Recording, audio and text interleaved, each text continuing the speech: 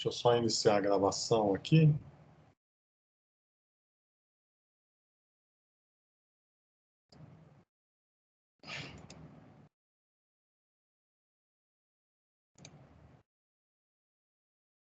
Bem, então já são 4:02.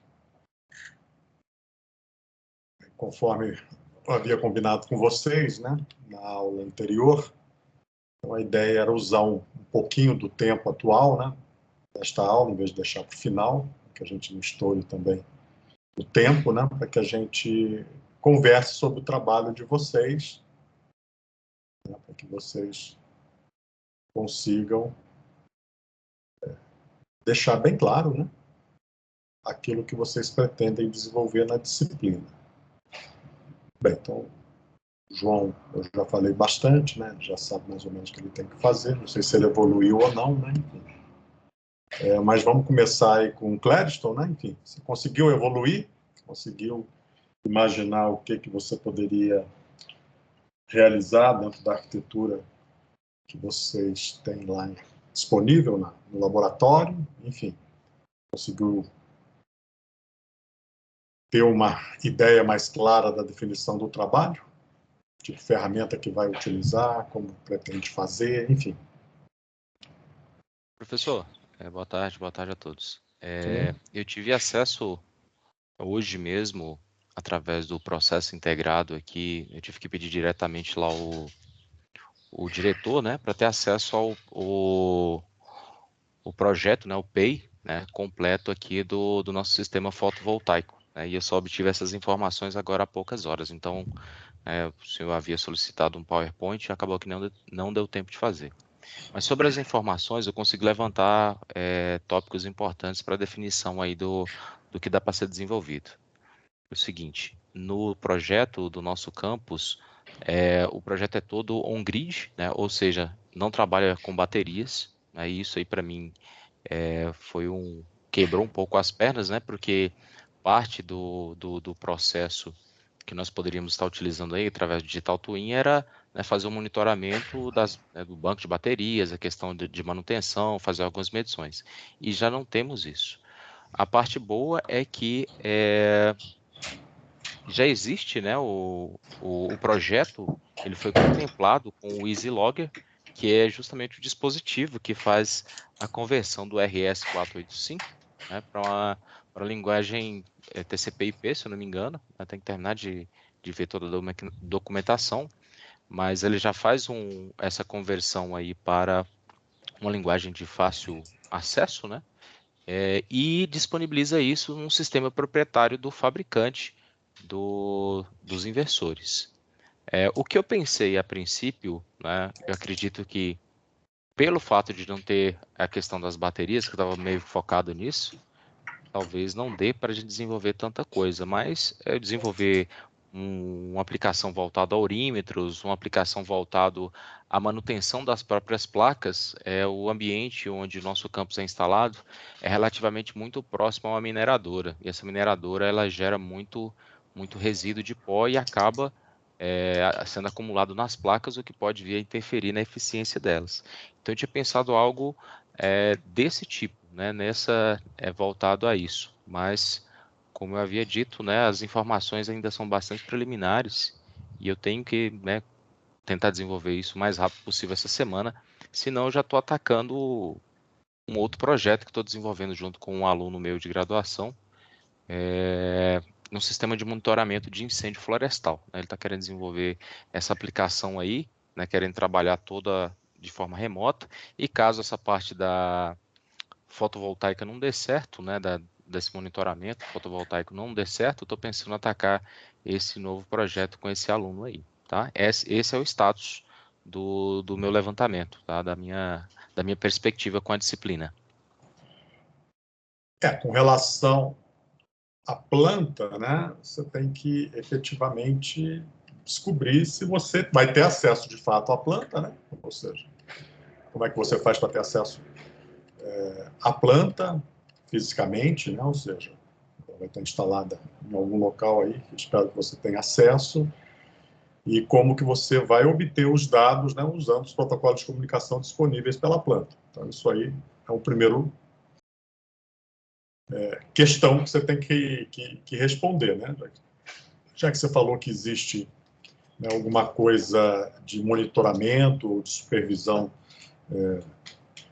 da própria planta, né, dos inversores e da parte de controle, né, associado à planta, então é necessário que você descubra como é que você vai se comunicar com essa planta. Então, essa é a primeira resposta que você tem que buscar. É possível obter essa comunicação? Se isso estiver fácil, né, se você consegue colocar computador, PC, um Raspberry Pi, né, plugado na rede que ela está conectada, usando aí o TCP/IP. Aí dentro do TCP/IP você tem que ver qual o protocolo que ele fala no nível de aplicação, né, na camada de aplicação. Né? Isso você ainda não mencionou para mim, né? Pelo menos eu não lembro de você ter mencionado. Unicamente o que eu sei é que existe, né, inicialmente uma conexão dos sistemas e subsistemas através de uma RS 485, que eu também não sei se é via TCP/IP ou se é via cabo, né, se é via tradicional RS 485, né, enfim. Então, esse RS 485 sob TCP/IP ou não é sob TCP/IP? Se você tem que converter depois. E qual o protocolo para obtenção das grandezas, né? E como converter deste protocolo nativo para o protocolo que você possa trabalhar dentro da nuvem ou dentro de um contexto de internet das coisas para fazer a aplicação de digital twin, né, associado à planta. Então, isso é uma primeira questão, né, que você tem que ler a documentação rápida, né, já que você teve acesso hoje, e ver se você tem todos esses requisitos. Porque se você não tiver esses requisitos, não tem claro qual é o protocolo de documentação, igual o João Vitor, né, no caso da máquina Haas. Então, lá tem um capítulozinho bem pequenininho da máquina Haas, do manual, que descreve, olha, o protocolo de comunicação via, né, RS-232, os comandos fulano, ciclano, beltrano, né? Então, menciona, né, aí você tem que buscar outras informações complementares no site da Haas, né, para ver outros comandos, né, porque o comando que é apresentado no manual é muito sintético, né, e você não consegue se aprofundar. Então, a primeira coisa é que você tem que buscar essas informações para ver se o sistema é elegível, né, para uma aplicação do tipo Digital Twin, porque se não tiver acesso de fato, né, se o protocolo for proprietário, ou seja, tem uma aplicação que fala um protocolo que você não conhece, só tem o executável que roda na supervisão, no monitoramento da plataforma proprietária de quem vendeu o sistema, então você vai ter um problema, né? Porque você não sabe como acessar essas grandezas, né? Você não sabe como utilizar, né, o que está sendo publicado dentro do barramento serial existente, né? Se for RS-485, né? Ou sobre TCP/IP ou não. Enfim, então isso aí você tem que achar rápido essas respostas, tá?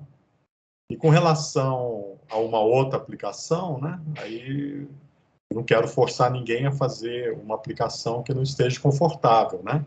Então seria interessante que dentro de tudo isso que a gente está conversando, você identifique, né, o seu plano A, né, se ele realmente é factível, né, porque o tempo está passando e as respostas não estão vendo, e um plano B, se de fato existe um plano B, né? Enfim. Então isso seria o objeto, né, dessas atividades de planejamento do trabalho da disciplina. Então, espero que você consiga ter essas definições, né, até a próxima segunda-feira. Então, até o nosso próximo encontro, né, para que o trabalho esteja bem delineado, né, a gente já sabe que tem um canal de comunicação, já sabe como pode obter os dados, e a partir daí, com aqueles dados, com as grandezas existentes, quais as tags que existem, ou seja, você tem que acessar o sistema atual e ver o que o supervisor atual disponibiliza, ver como é que é a aplicação, enfim, tem que conhecer a sua planta, né, nos detalhes, para que você defina a arquitetura, define uma solução na nuvem, né, uma solução que possa ser contemplada dentro desse contexto, né, que nós estamos conversando. Bem, então, vamos ver se você evolui aí e até segunda-feira você traz as respostas aí para essas indefinições. A Marianes conseguiu evoluir aí na sua proposição de trabalho? Sim, eu posso compartilhar minha tela? Sim.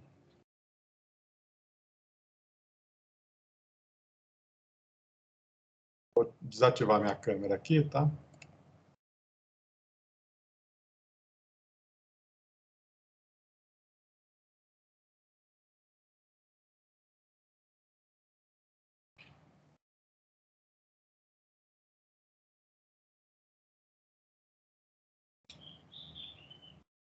Bem, já chegou.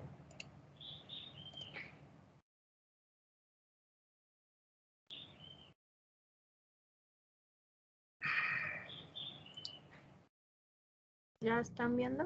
Sim, pode dar início. Bueno, esto que yo propongo es una plataforma hidropónico habilitada por Internet de las Cosas. Los cultivos hidropónicos son un tipo de cultivo donde las plantas crecen sin la necesidad de estar en suelo agrícola, simplemente con agua y soluciones minerales. O slide 2 ainda não está aparecendo, né? Não sei se você está tocando ele, enfim. Entonces, la plataforma para después. Está bem ruim a conexão. Os outros estão tendo... a voz está picada, né? Está bem ruim a sua conexão, Marianes. Tenta aí de novo aí. Tá ainda aí, Marianes? Tá.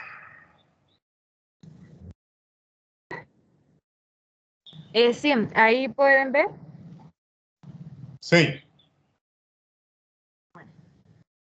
Entonces, la plataforma de desenvolvimiento que yo propongo consiste en dos componentes. Un componente físico y un componente virtual.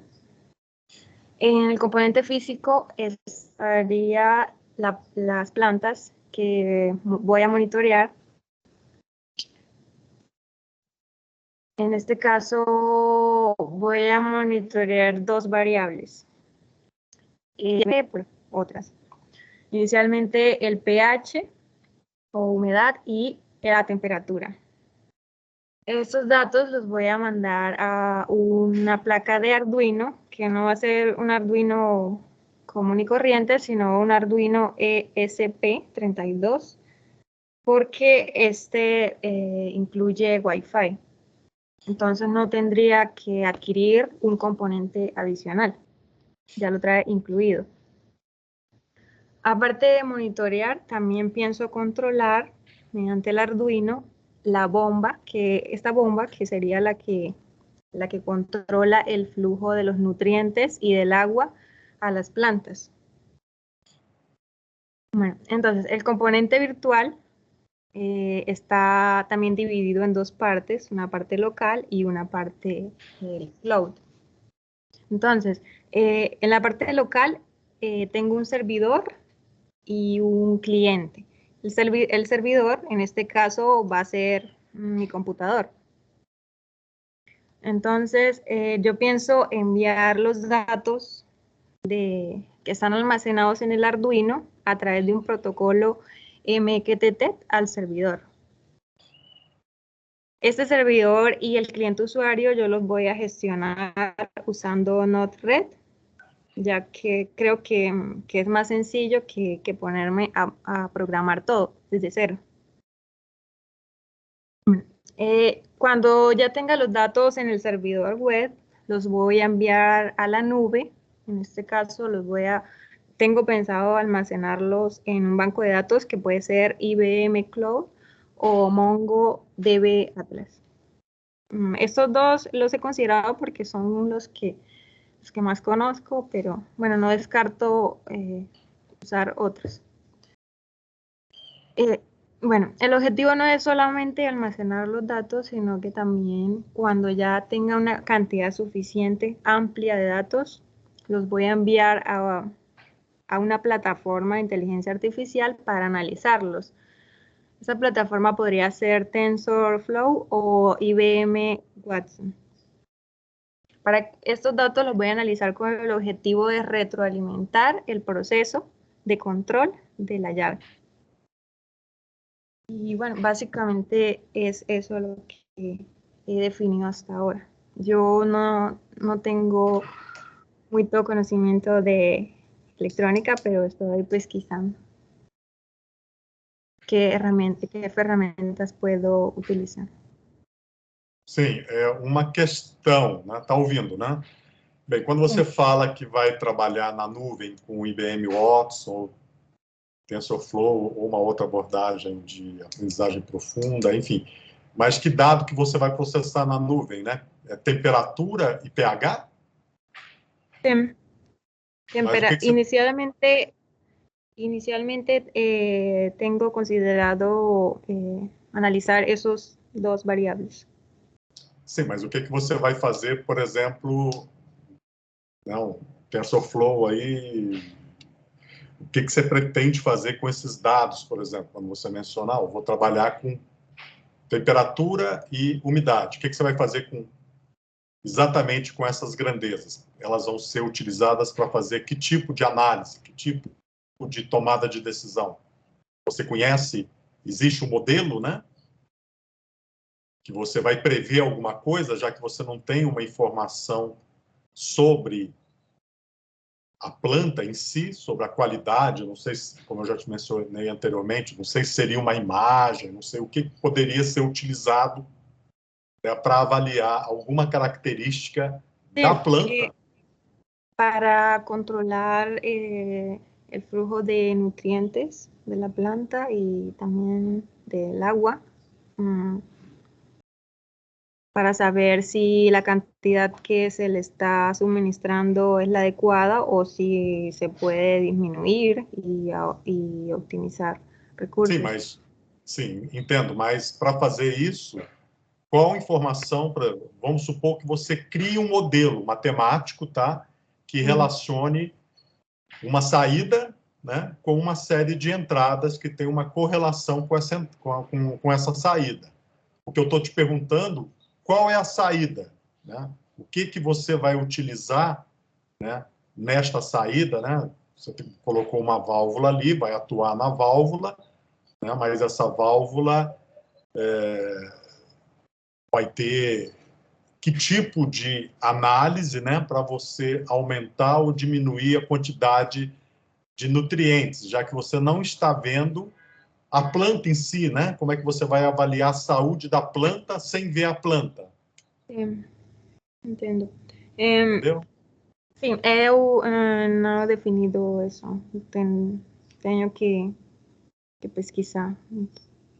Porque se você pretende, né, analisar alguma característica visual da planta, né, eu não sou especialista, nem conhecedor, nem jardineiro, eu trabalho com jardinagem, né, então o meu conhecimento é ínfimo, né, mas eu imagino que, né, quando a gente avalia, pelo menos aqui em casa, as plantas que tem aqui em casa, a gente vê visualmente, né, se a planta está perdendo a sua folhagem. Então, tem que ter alguma informação para o seu modelo, para tratar lá na nuvem, de imagem, né? Então, por exemplo, não é possível você incluir uma câmera para capturar imagens, né? E armazenar na nuvem para um tratamento posterior, como se fosse uma webcam, por exemplo, né? Eu não sei onde é que essa sua planta tem, né? Está, né? Você também, eu não vi uma foto, né, dessa sua planta, né, desse local que você vai usar como experimentação, né? Ela já está pronta? Ela já existe? Sim. Você tem uma foto aí para compartilhar com a gente, para a gente só ter uma ideia do que é, né? porque aí dá até para ver. Não, eu tenho...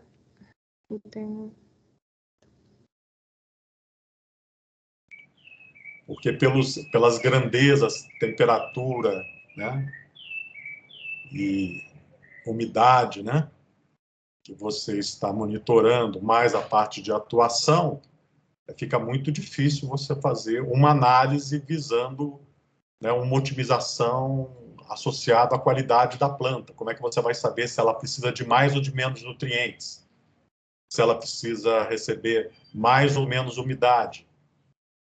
Entendeu? Então, isso para mim está meio confuso, porque você não tem a informação, que eu acho fundamental, que é a informação visual, né? Ou seja, como é que estão as folhas daquela planta, né? Aí você consegue avaliar a saúde da planta, né? Em função da característica, né? Tentar construir uma feature, algum elemento que tente apresentar a qualidade associada, né, àquela planta, né? Alguma coisa desse gênero, né? Enfim.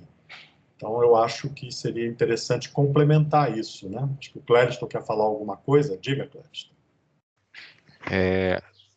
Só tentando contribuir um pouco com o trabalho da Marianes, professor, no nosso campus nós temos um núcleo de pesquisa voltado justamente à utilização de sistemas microcontrolados para monitoramento de grandezas agrícolas, né? E uma delas é a medição da tensão hídrica do solo. Nesse caso, para a aplicação da Marianes, né, como é um pouco da minha área, não necessariamente precisaria de uma câmera para filmar a planta para definir se ela precisa de água ou não. Porque o que a gente monitora na real é a capacidade, a cultura, né, a planta em si, qual tipo de cultivar você está trabalhando e qual a demanda de água natural, né, padronizada dessa cultivar. Aí você faz o monitoramento da tensão hídrica do solo, né, tem sensores para isso, tensiômetros e por aí vai, e Não, o você vai fazendo problema... esse monitoramento. Não, entendi, Clériston. O problema é que você tem que perguntar para ela se ela tem esses outros sensores, entendeu? Entendi. Quando eu pensei numa câmera, é que uma câmera a gente tem disponível de uma forma Facilmente, bem... né?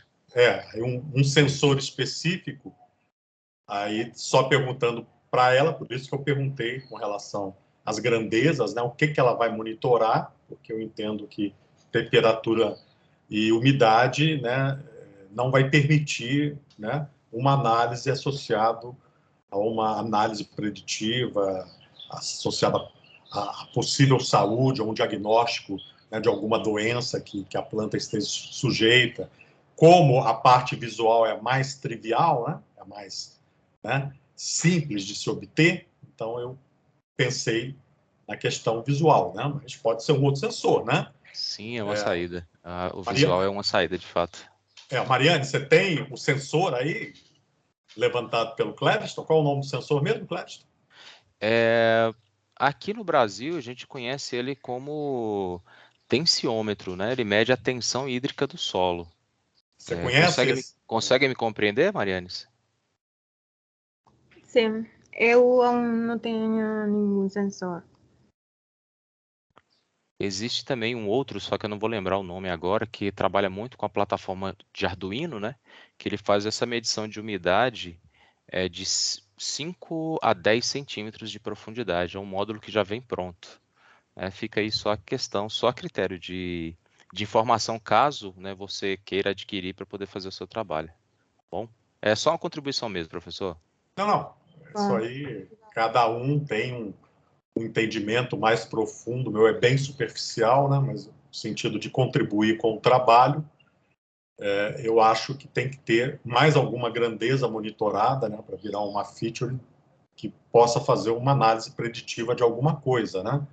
Porque só com aqueles 2 sensores a análise fica extremamente comprometida. Então, dá uma olhada aí, Mariane, o que você pode incluir, né? Se existe a possibilidade de incluir, né, outros sensores que possam medir alguma coisa associada, né, à qualidade ou visando otimização de algum aspecto do cultivo, né, ou uma inspeção visual, né, que é como o jardineiro ou quem cuida, né, de uma plantação vai fazer, né? Muitas vezes ele não vai ter sensor, não vai ter nada, vai ser no tato e visualmente ele vai detectar problemas que possam ocorrer naquela folhagem. Isso no meu entendimento leigo, né? De ter plantas em casa e de olhar a questão de jardinagem sobre esse ponto de vista sem instrumentação. Então, na falta de instrumentação, né, a parte visual e um processamento, né, aí sim, né, um TensorFlow, né, poderia ser interessante para fazer uma aplicação de Deep Learning, né, de aprendizagem profunda, para implementar algum algoritmo já disponível por um desses softwares, né, tipo RapidMiner, ou então MATLAB, ou então próprios algoritmos aí da IBM, né, para que você não programe no baixo nível, mas tem que ter a fonte de dados, né, tem que ter o set de dados, né. E da mesma forma, eu não tenho as imagens, mas será que você não consegue um dataset de imagens de plantas? Né? Eu acho que existem, tá? Então, é uma questão de explorar as potencialidades de realização do trabalho sem ficar muito amarrado nas restrições da instrumentação que eu tenho disponível, investimento, né, para compra de sensores, que não vai ser o caso, né? Enfim, então a gente tem que usar aquilo que está ao nosso alcance, né, já que todo mundo está aí, muitos aí não estão nem em Brasília, né, estão aí fora do país, inclusive, né, enfim. Então, isso seria interessante que vocês tentassem equacionar o problema, né, definir exatamente qual é o meu problema, a dimensão do meu problema, identificar os protocolos de comunicação, como a Mariane já fez, né, as plataformas que vai utilizar, as grandezas que vai utilizar, e na falta de uma ou de outra grandeza por falta de sensor, ou de ter a dificuldade de colocar uma câmera, não sei onde que a instalação fica da planta, né? Enfim, então poderia usar algum dado, né, dataset, né, de imagens, né, de plantas correlacionadas, associado, né, à detecção de alguma problema que essa planta pode ter. Então, aqui ninguém está fazendo um sistema comercial, né? É tudo na base de validação de conceitos, que vão ser prototipados para a gente ter um digital twin, né? Para ter alguma coisa e uma ideia da dificuldade de implementar uma solução desse tipo. Então, a ideia é essa. Então, tem que dar uma pensada, né? Tem que buscar algumas informações, ver o que você pode fazer. Não posso fazer com imagens capturadas diretamente da planta, porque eu não tenho condições de colocar um computador ali do lado e o Arduino ali já está, né, não vai ter condições de fazer processamento de imagem, não vai ter, enfim, eu não estou usando o Raspberry Pi, eu também não tenho um Raspberry Pi, então a solução poderia talvez usar imagens, né, de um dataset, né, de imagens de plantas, por exemplo, né, que existem várias para aplicação em agricultura de precisão, né, tem vários trabalhos, inclusive, que foram feitos aí no passado nos departamentos aí de ciência da computação da UNB, aí de professores ligados ao nosso programa de pós-graduação, que faziam justamente a aplicação de rede neural, né, uma aprendizagem profunda para fazer a classificação, né, de doenças em plantas, por exemplo, ou da qualidade da planta, enfim. Então, isso aí são trabalhos, né, que tem bastante, se fizer uma revisão de literatura, vai ver bastante desses tipos de trabalhos e abordagens, né, enfim. Ok, Mariane, você consegue aí evoluir? Ok, professor. Obrigado pelas recomendações. Bem, deixa eu compartilhar minha tela aqui de novo.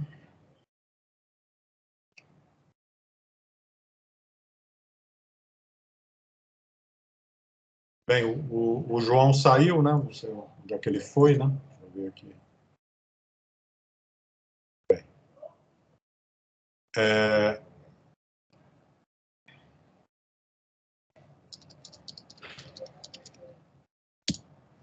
bem, então, a Ana, você conseguiu evoluir alguma coisa, né? Eu até mandei um e-mail também para a SEB, né? Mas não me responderam até até o momento, né, solicitando, né, dados, né, de consumo real no Distrito Federal, né, de água, né?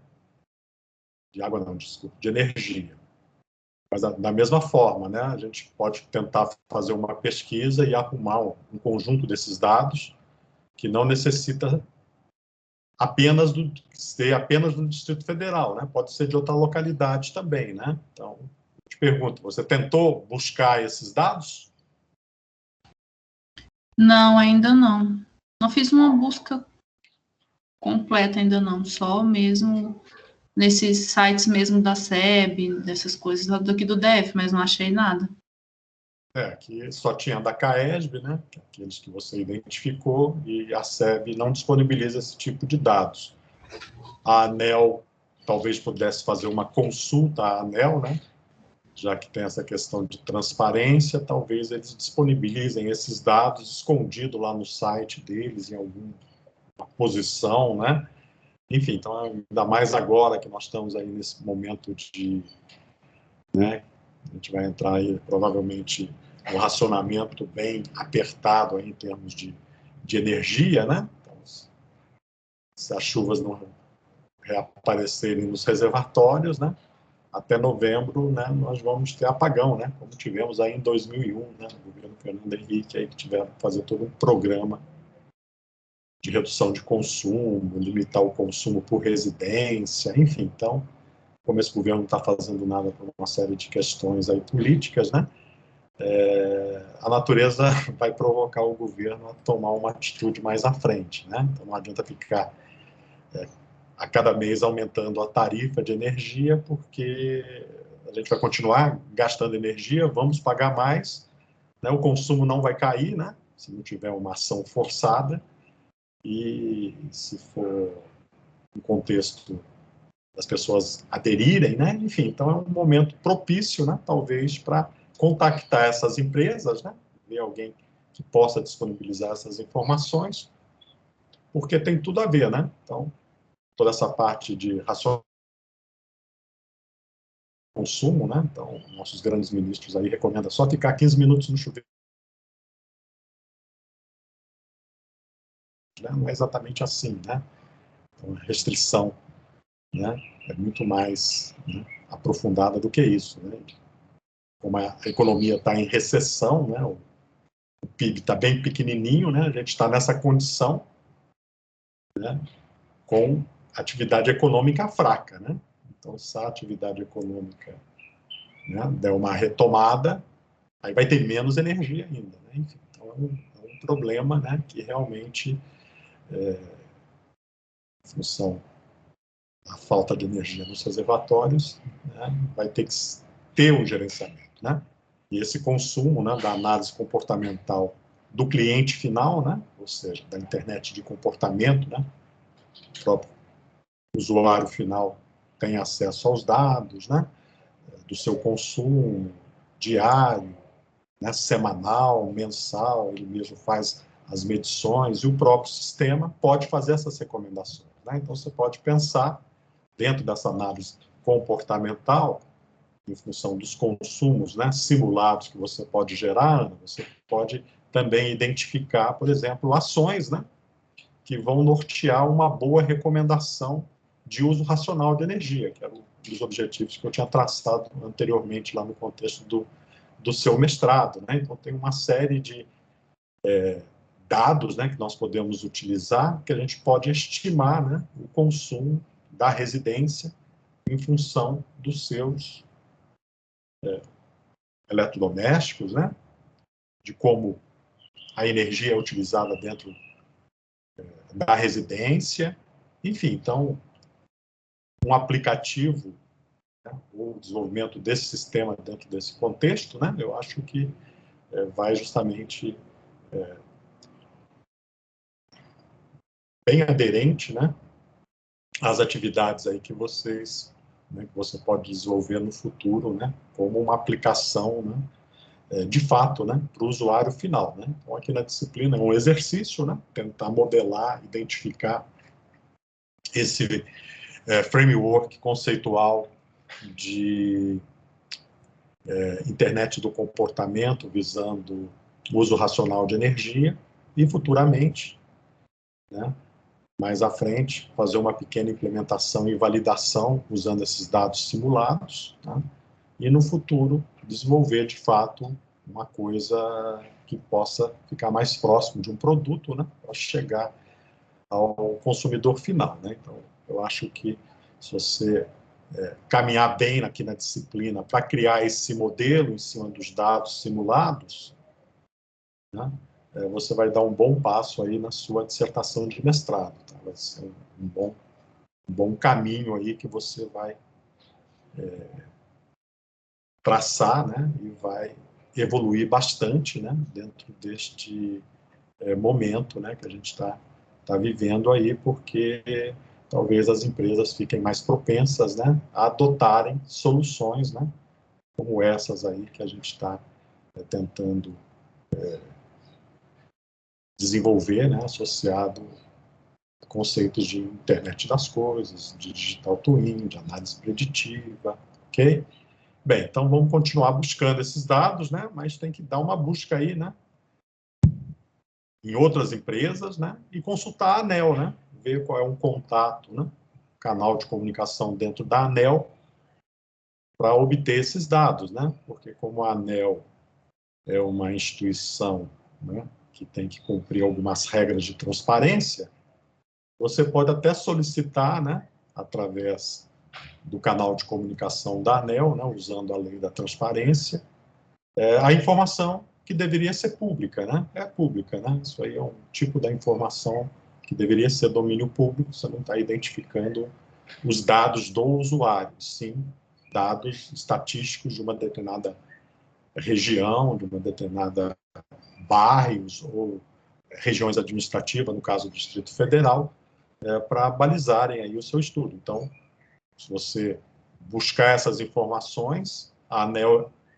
é um bom local para buscar essas informações, porque é tudo concentrado nessa agência, né? A agência da parte de energia elétrica. Então, tudo que diz respeito ao consumidor final, né, acaba chegando esses dados à ANEEL.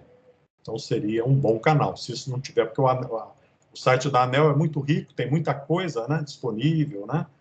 Muita informação de PIDs que já foram desenvolvidos ou que estão sendo desenvolvidos. Então, é um site que tem muita informação, né? E às vezes é difícil achar aquela informação que você deseja, porque ela está escondida lá no menuzinho, né? Que não é muito né? Não está bem visual, né? Bem fácil de ser acessado, e você tem que buscar. Então, tenta esse canal de comunicação, né? Esse contato inicial.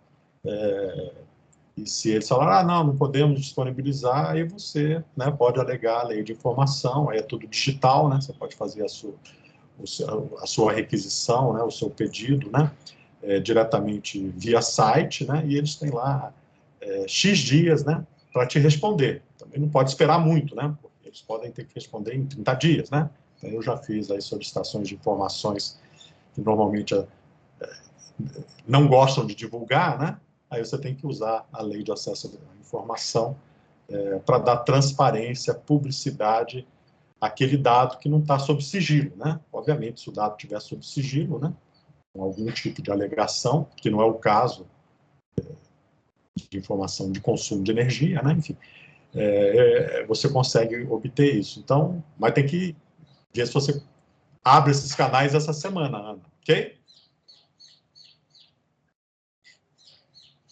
Ok, professor. Bem, e aí, João? Conseguiu mexer lá na interface? Professor, eu só tive tempo de dar uma olhadinha geral e tal, para ver como é que funcionava, mas ainda não mexi muito não, porque eu tava fazendo uma prova que eu vou ter que entregar amanhã, inclusive. Aí não tive muito tempo para ver isso. Essa prova tem o quê? 24 horas de duração? É por aí. 48. Você está fazendo com quantos alunos? Todo mundo fazendo junto. Agora eu tenho aula, vai fazendo aí, daqui a pouco a gente se encontra. Essas provas no EAD é complicado. Enfim, não devia ter, né? Enfim, mas de qualquer forma, né? Vamos ver se você consegue evoluir e depois de você fazer essa prova aí, né? e finalizar essa atividade que você está fazendo aí, você tenta, né, focar para tentar integrar, né, aquela nossa solução lá do WebGL, né, da máquina digital que tem ali disponível, naquele material que eu disponibilizei, e vamos ver se você consegue evoluir e já ter alguns passos ali para transformar aquela solução, né, numa solução que você possa de fato usar. Ok? Bem, então vamos dar continuidade aqui. Mais alguém gostaria de comentar ou falar alguma coisa? Bem, se não, vamos voltar ao conteúdo da disciplina. Bem, hoje eu não vou fazer nenhuma demonstração, né? Não vou apresentar aqueles conteúdos que eu estava apresentando anteriormente, né? Então, havia apresentado aqui lá no finalzinho, né? Aquele vídeo de instalação do Node JavaScript, do APC UI. Então, espero que vocês assistam aqueles vídeos, né? Para ter o entendimento dos protocolos que normalmente nós vamos utilizar em soluções de sistemas cyberfísicos, né? E agora, como prometido anteriormente, nós vamos voltar, né, a ver a questão do Digital Twin. Então, agora é a visão da ISO, tá? Da norma 23, né, 247. Então,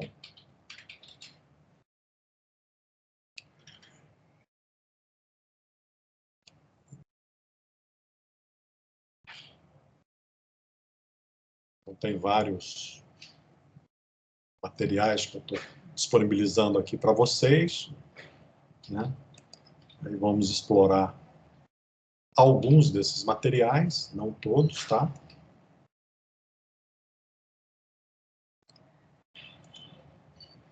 Bem, então este projeto do Digital Twins, tá, na norma ISO, ele foi puxado, né, ele foi concebido, idealizado dentro do NIST, né? Então, o NIST é aquele organismo americano de padrões, né? Então, é o Instituto Nacional de Padronização, né? Então, metrologia, manufatura, vários setores industriais, né? Tem departamentos dentro desse NIST que atuam, né, na visão de tentar padronizar soluções para que a indústria, especialmente a americana, né, para que toda a indústria que segue a norma ISO, né, que eles têm uma penetração muito forte na ISO, possam utilizar essas especificações, né? Então, esse é o grupo de trabalho, tá, da ISO 184, que busca, né, o desenvolvimento de atividades de padronização de Digital Twin na visão de manufatura, ok? Então, o foco é visão de manufatura. Então, nós vamos apresentar aqui, né, dentro do conceito de indústria 4.0 e dentro da indústria 4.0, né, o setor de manufatura. Existem outros setores, indústria de processo, né, representado pela petroquímica, por exemplo, né, mas aqui a gente vai trabalhar mais com foco na indústria de manufatura, né? Então, manufatura eletroeletrônicos, manufatura de automóveis, né? Computadores, eletrodomésticos. Então, basicamente, aquelas indústrias, né, que trabalham fazendo esses produtos, né, que nós utilizamos no dia a dia para o consumidor final, de computadores, né, até uma máquina ferramenta. Então, esta vai ser a proposta, né, desse Digital Twin para atender um setor da indústria 4.0. Obviamente, a indústria de processo vai ter uma visão correlata, mas não específica de um Digital Twin para a indústria de processo ou indústria de energia, né, geração e transmissão de energia. Então, são setores, né, são atividades econômicas, né, que fazem parte da nossa matriz aí do PIB, né, do Produto Interno Bruto, e com uma contribuição. Então, a manufatura aqui no Brasil, hoje, né, já deve ter caído mais ainda, talvez esteja nos 7% ou menos aí do PIB, né, uma coisa em torno disso. Antes da pandemia era alguma coisa em torno de 9%, né, então hoje deve ser alguma coisa em torno de 8% ou de 7%, em função da queda que houve do PIB nos últimos anos, né, nos últimos, né, 18 meses, vamos chamar assim. Bem, então, o foco aqui é a indústria de manufatura, ok? Bem, então, esse conjunto de slides aqui que eu estou apresentando para vocês, né? Então, a gente vai ver aqui o conceito do NIST, do Digital Twin, né? Então, como o cara aqui, né?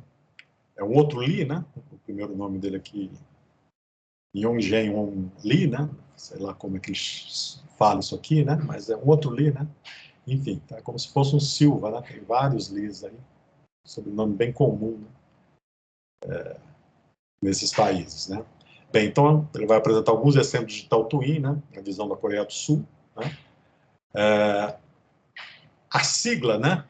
Que é utilizada na ISO 23247, né? É DTM. Então, Digital Twin, manufatura. E a ISO propõe o quê? Um framework conceitual de Digital Twin para manufatura. Então, ele chama isso de DTMF. Okay? Então, esse DTMF, a gente vai abordar em mais detalhes, né? Vou disponibilizar a norma para vocês, né? Com a arquitetura, a quantidade de camadas, né? Tudo que foi pensado dentro da ISO, né? Para se implementar um Digital Twin. Então, fazendo aquela correlação, né? Com o modelo RAM 4.0, lembrando que o eixo, né, da arquitetura que descreve o Digital Twin no modelo RAM 4.0 não tinha uma norma especificando como que eu devo implementar o Digital Twin segundo a RAM 4.0. Lembra que isso estava indefinido. A gente tinha normas que definiam o ciclo de vida, com E e C, né? Tínhamos também normas que definiam o nível de hierarquia, né? Ou a dimensão de hierarquia, que era o segundo eixo, e o terceiro eixo, que era o eixo vertical, né? Que eu associei ao Digital Twin, tinha aqueles 6 níveis, né? Ou aquelas 6 camadas, do ativo até o negócio, onde nós não tínhamos uma norma especificada, porque a indústria alemã não definiu isso ainda, isso está em aberto ainda. Então, aqui, né, a proposta, dentro dessa disciplina, é utilizar aquele modelo e quando, né, nós tivermos que implantar uma solução de Digital Twin, vamos ficar aderentes às recomendações da norma, da ISO 23247. Então, a gente vai seguir esse framework conceitual que vai definir como que deve ser a arquitetura, o modelo de informação, né, a nomenclatura, as entidades. Então, a gente vai conhecer em detalhes. Então, se eu sou um fabricante de Digital Twin, né, vou fazer um software de Digital Twin, e eu coloco como requisito o desenvolvimento desse software que eu vou atender a ISO 23247. Então, o que eu vou fazer? Vou comprar a norma, né, vou usar a última norma disponível, vou entender todo o modelo de informação proposto pela norma para esse framework conceitual e vou implementar o meu software, né, de Digital Twin, utilizando, né, essas especificações que estão disponíveis, né, nesse framework conceitual de Digital Twin para manufatura. Então, é basicamente esse o caminho que nós deveríamos seguir, ok? Bem, vocês aqui dentro do contexto da disciplina, ou dentro de um trabalho de mestrado, né, a gente pode conceituar, caracterizar a questão do Digital Twin, apresentar os vários modelos existentes, com 3 camadas, que eram os mais antigos, com 5 camadas, que são os mais recentes, ou com 6 camadas, que é o modelo RAM 4.0, né, na visão de desenvolvimento de sistemas serviço-produto. Então, nós poderíamos, né, estar aderentes a esses caras e propor um novo modelo, né? Tem esse novo modelo, a forma como nós implementamos, não usou as 6 camadas. Então, eu peguei as 6 camadas do modelo RAM 4.0 e transformei em 4 camadas, em 5 camadas, né? Encapsulei uma ou outra camada junto com uma outra camada e criei uma outra camada dentro do meu modelo. Então, né, a gente tem uma referência que a gente pode seguir. Tá? A gente não necessariamente, como desenvolvedor de sistema, nós vamos seguir exatamente aquela especificação recomendada pela ISO 23247. Né? Até poderíamos fazê-lo, né? Mas não necessariamente. Né? Por quê? Porque eu não vou depois lançar o meu produto e falar que ele é aderente à ISO 23247. Ele pode ter sido inspirado na ISO 23247. Agora, se eu preciso me comunicar com outros sistemas que foram implementados também usando a 23247, aí eu vou ter que desenvolver, né, o meu produto, né, totalmente aderente a essa ISO 23247. Então, eu vou usar a mesma terminologia, o mesmo modelo de informação, aí eu vou herdar tudo que a norma define, ok? Então, isso seria o desenvolvimento de um produto que poderia ser integrado com outros produtos dentro do mundo corporativo. E a outra visão é a gente conhecer os modelos, né? E no nosso trabalho de mestrado ou de doutorado, no projeto acadêmico que nós estamos fazendo na disciplina, a gente não vai implementar com aquele nível de riqueza de detalhes, né, que a norma especifica. Então, nós vamos implementar um subset, ou vamos implementar uma especificação mais reduzida, porque nós temos uma equipe de desenvolvimento de milhões de dólares, né, que está desenvolvendo um produto. A gente está validando conceitos e ideias para entender o que é o nosso Digital Twin. Tá? Bem, então o Digital Twin, né, se nós formos olhar aí a origem, né, então ele vem dentro do desenvolvimento de gerenciamento de ciclo de vida de produto, né, que a gente chama de PLM. Então, né, a origem aqui que está sendo datada, né, de 2002, né, era a inclusão, né, do que a gente chamava na época de Digital Thread, né, ou seja, toda a cadeia de gerenciamento do ciclo de vida do produto digital. Né? E nós teríamos, nesse ciclo de vida, as várias dimensões, as várias visões, como é, inclusive, recomendado pela RAM 4.0, né? A gente tem uma dimensão de ciclo de vida, que é o PLM, né? E dentro do PLM, nós temos, né, que um produto que vai ser lançado no mercado, ele ainda está no nível de desenvolvimento de produto, ou então ele está no nível de fabricação, ou ele está dentro do nível de vendas e atendimento ao cliente. Então, esse ciclo de vida, né, esse gerenciamento do ciclo de vida do produto é que se insere o Digital Twin. Né? Então, eu vou ter, né, os espaços, né, normalmente a gente chama de espaço real, né, que é o ativo, né, como a RAM 4.0 chama, né, então ele chama de ativo. Né? Por quê? Porque o ativo é muito utilizado dentro do mundo corporativo. Então, a gente chama de gestão de ativo, ou seja, eu vou fazer o gerenciamento daquele ativo, que são os equipamentos que estão disponíveis, né, no meu chão de fábrica. Então, eu mostrei lá na última aula, né, aquele sistema de Digital Twin que a gente desenvolveu para a Eletronorte, e tinha uma árvore de equipamentos. Aquela árvore de equipamentos, né, cada equipamento que estava pendurado naquela árvore era um ativo da empresa. Então, né, o conceito do Digital Twin, né, chama isso aí de espaço real. No RAM 4.0, a gente chama isso aí de ativo.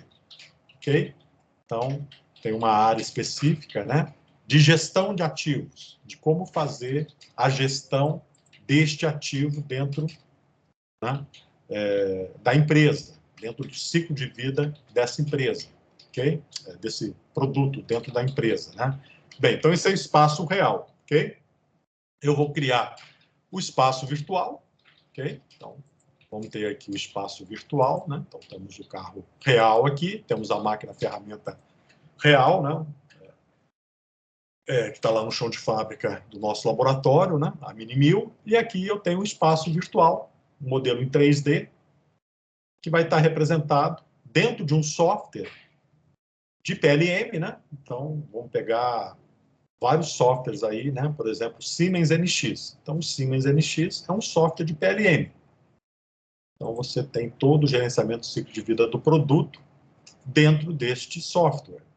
Ou então, a gente tem o PTC Creo, né? a mesma coisa. A gente tem, né, uma outra fabricante, né, que é o PTC, que desenvolveu também um PLN, né, onde você representa toda a cadeia digital, né, o Digital Thread, associado ao gerenciamento do ciclo de vida do produto, dentro do ambiente do software, ok?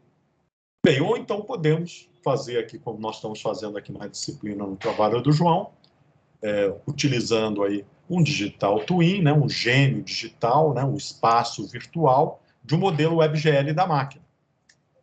Ok?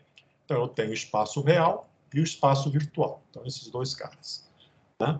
Então, nós sabemos que o nosso ativo, né, vai estar integrado com o mundo virtual e vai mandar dados. Ok? Então, tem aquele segunda camada do RAM, que é a integração, né? Lembra lá? Aquela camadinha de integração. Né? E depois, a integração conecta o mundo, o espaço real com o espaço virtual. Né? Ou seja, o mundo físico com o mundo virtual. Então, eu tenho que depois ter a comunicação, né? Então, tem a interface e a comunicação. E nesta comunicação, eu vou usar um daqueles protocolos, né, que vocês vão eleger nos trabalhos que vocês vão executar aí. Então, 2 trabalhos, né, já estão elegendo o MQTT como sendo o protocolo para a publicação dos dados do ativo físico para o mundo virtual. Né? E os outros projetos vão escolher os seus protocolos, sempre que possível, utilizar protocolos abertos, né? Então, eu vou disponibilizar os meus dados, em termos de histórico, e armazenar num banco de dados SQL, ou NoSQL. Então, a gente já está usando aí um outro protocolo de comunicação, né? Não da camada de aplicação, vamos chamar assim, associada ao SQL ou NoSQL para armazenar dados de histórico num banco de dados, na nuvem ou num banco de dados local, ok? Bem, nós podemos também, né, processar esses dados no espaço virtual e atuar, otimizar o nosso processo, fechar a malha, né, fazendo um feedback, mandando informações em várias dimensões, né? Dimensão de manutenção, de otimização, de análise preditiva. Então, todas essas dimensões que a gente viu aí em termos de funções que vão virar serviços e vão virar negócios dentro do modelo RAM 4.0, ok? Então, basicamente, isso que nós vamos ter disponível, né? Então, o link de dados, né? O fluxo de dados do espaço real para o espaço virtual. Então, nós já sabemos que a gente vai utilizar aí, né, a parte de integração e comunicação e alguns protocolos de comunicação baseados em TCP/IP, porque a gente está desenvolvendo um sistema de internet das coisas industriais ou internet das coisas, e isso aí vai utilizar o conceito de sistemas cyberfísicos, né? Então, o sistema cyberfísico foi criado, né, lá na década de 90 pela NASA, né?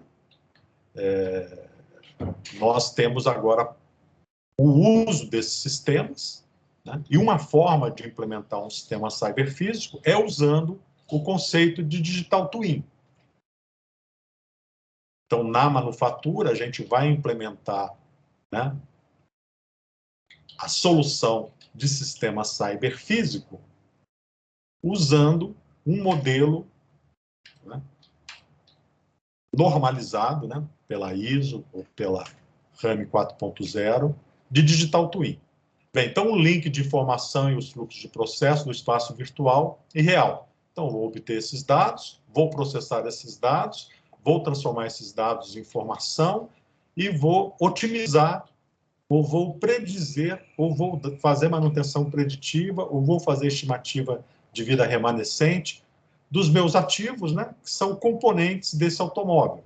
Né? Então, eu vou lá estimar a vida remanescente desse motor. Então, é um motor de competição, eu estou lá num carro tipo Fórmula 1, que está gerando 200, 300, 400 dados de sensores, né?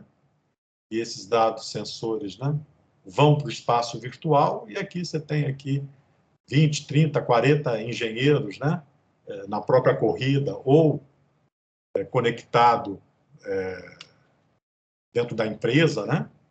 Ou seja, dentro da fábrica, né? Que está analisando esses dados e está buscando alguma análise preditiva, né? Então, o cara está analisando uma série de dados e está vendo a questão do desgaste de motor, está vendo a questão de consumo de combustível e está predizendo que, se ele continuar, né, naquele tipo de tocada, né, na forma como ele está, vamos dizer assim, atacando as curvas, né, vai ter um desgaste maior do pneu do lado direito, do lado esquerdo, vai comprometer, né, a suspensão, então ele não pode subir nas zebras. Então, você tem uma série de análises, né, que você consegue obter essas informações em função daquela centena de sensores que estão monitorando todos os seus ativos dentro do veículo lá de competição, né, e em tempo real, com análise na fábrica e análise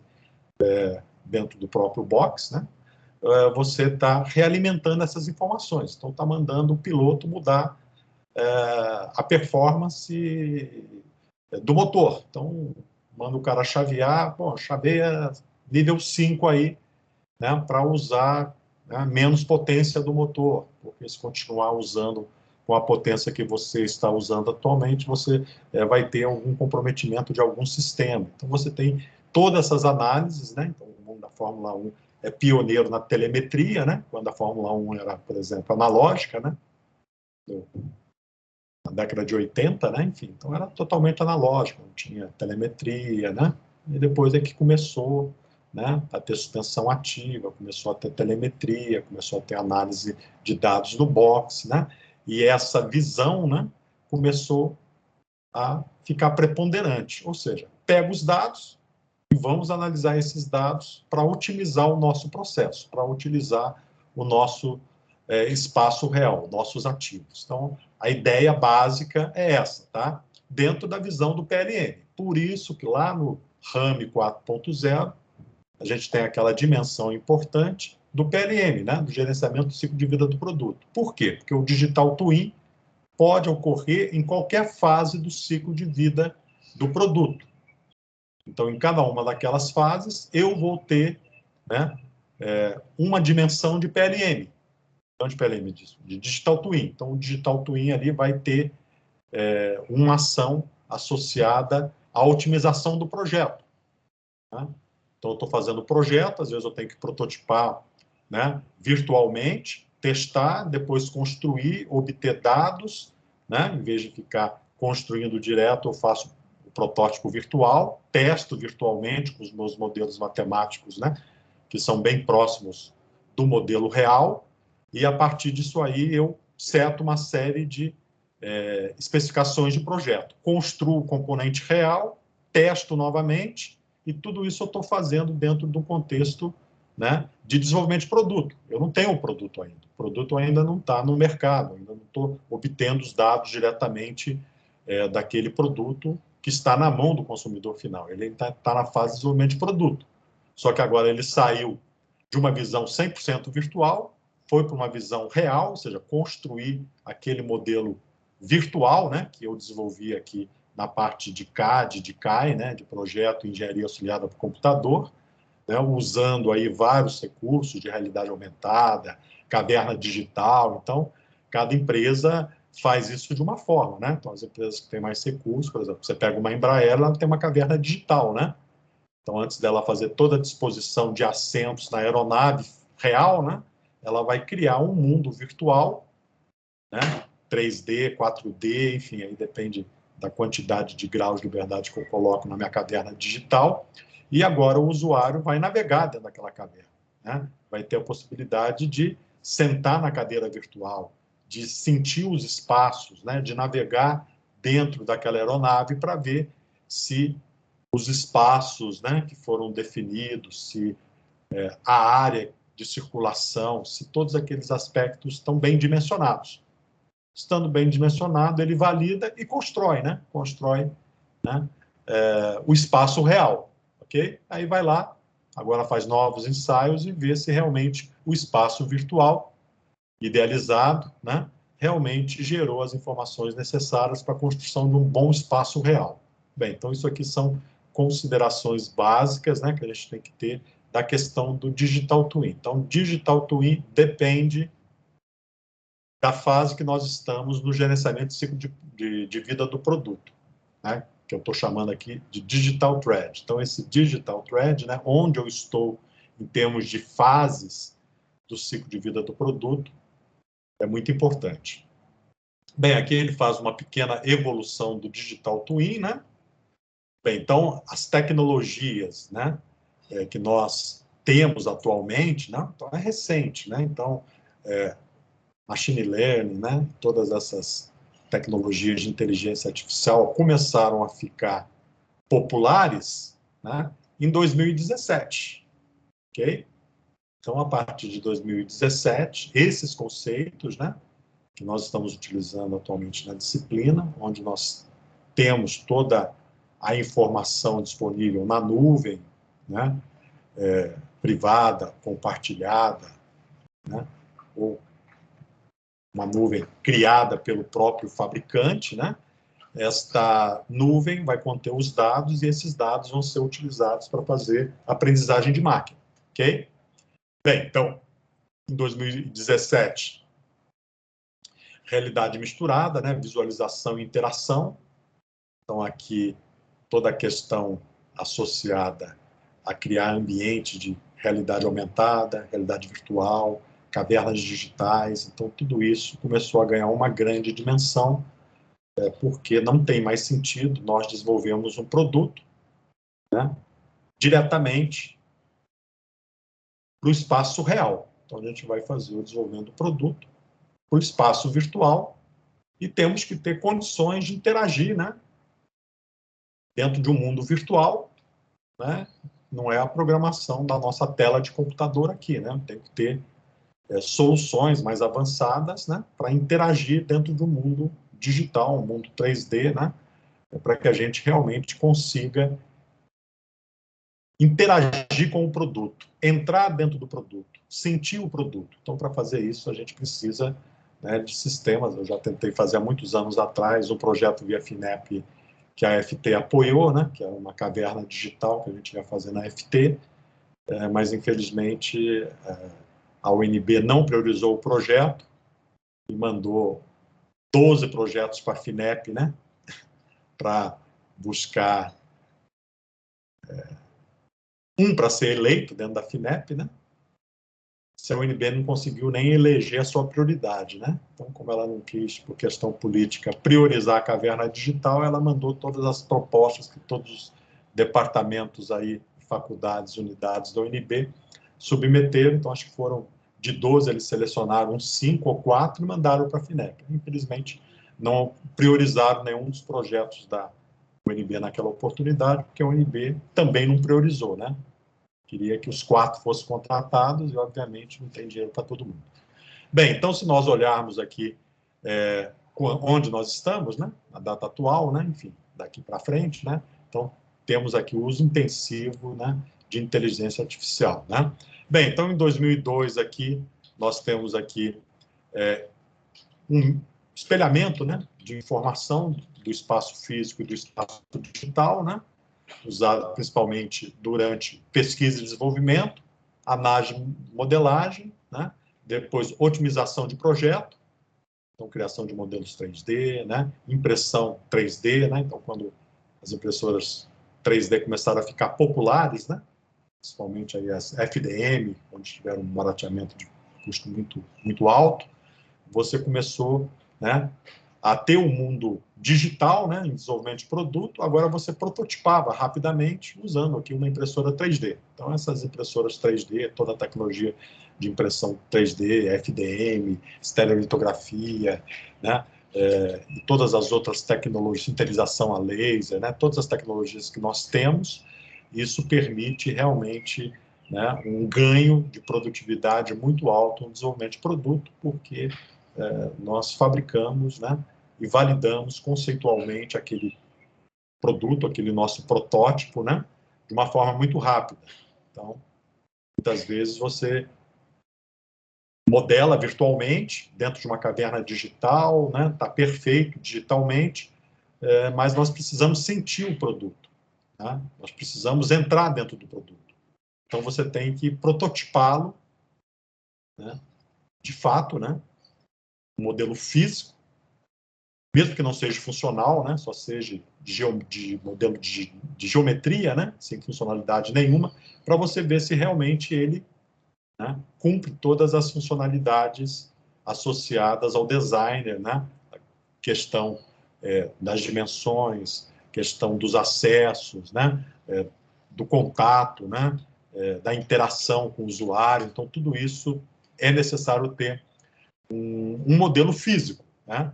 Então, dentro desse contexto, né, Digital Twin, né, evoluiu todas essas tecnologias, né, montagem virtual. Então, por exemplo, né, tem aí a outra aluna, né, que está trabalhando com alguma coisa em termos de montagem, né. Então, desde 2002, 2014, a questão de montagem virtual foi muito salientada, né, dentro do Digital Twin, né.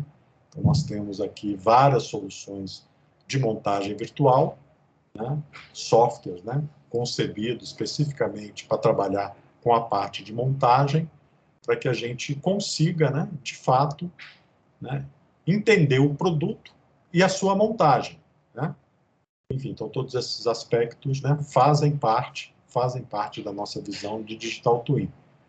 Então, isso aqui são modelos 3D, né, e impressão 3D. Né? Então, a gente viu aqui que a impressão 3D impacta o Digital Twin. Se ele impacta o Digital Twin, assim como a modelagem 3D, né, como a realidade virtual, a realidade aumentada, cavernas digitais.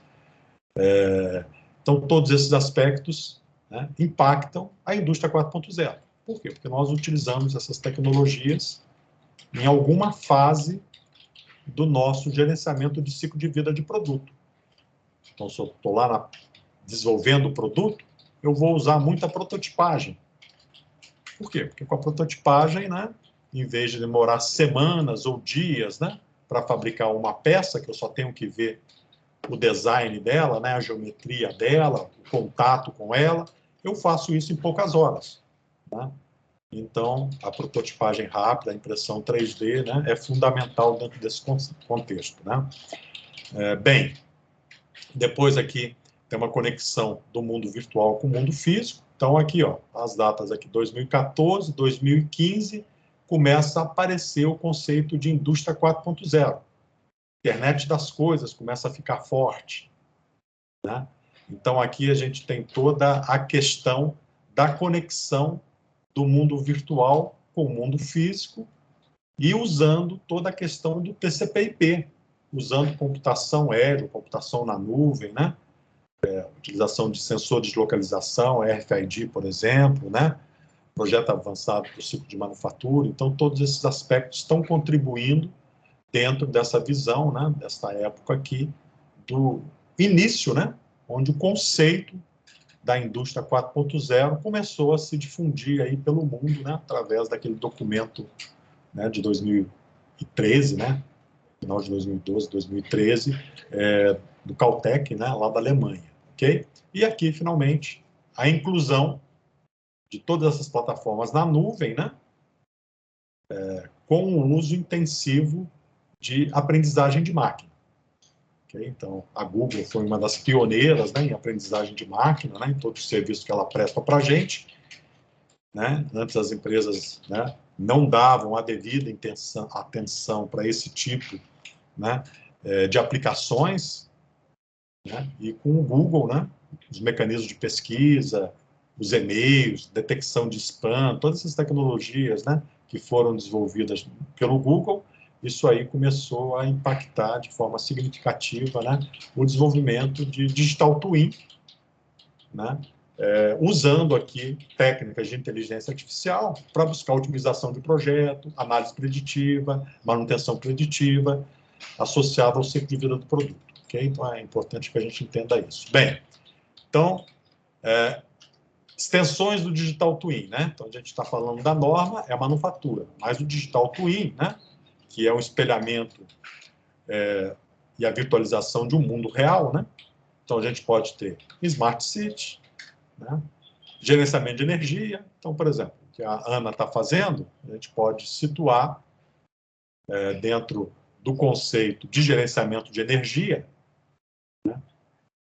Usando aí, né, os dados de medição, né, dos medidores dos usuários, né?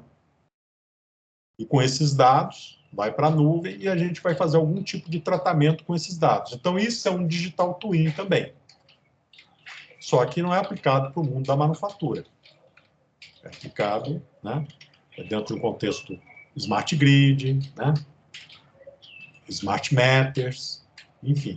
Bem, a gente também tem aqui fazendas inteligentes, né? Então, aqui no Brasil a gente chama isso de agricultura de precisão, né? Então, hoje está muito em moda, né?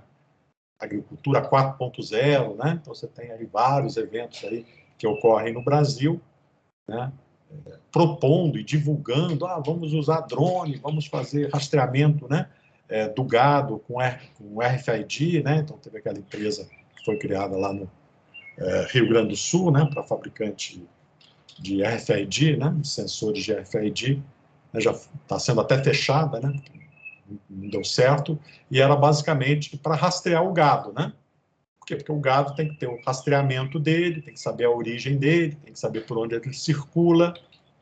Então, parece uma coisa natural você pendurar um cartão, né, na orelha do gado, né, de cada indivíduo, né, e rastrear esse cara.